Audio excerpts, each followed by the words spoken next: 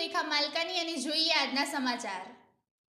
શામળાજી પોલીસે ટાટા કંપનીની ટ્રક ગાડીમાંથી લાકડાના અલગ અલગ બોક્સમાં ભરેલ વિદેશી દારૂનો મુદ્દામાલ તથા અન્ય મુદ્દામાલ મળી કુલ કિંમત ₹1,58,77,198નો મુદ્દામાલ પકડવામાં સફળતા મેળવી।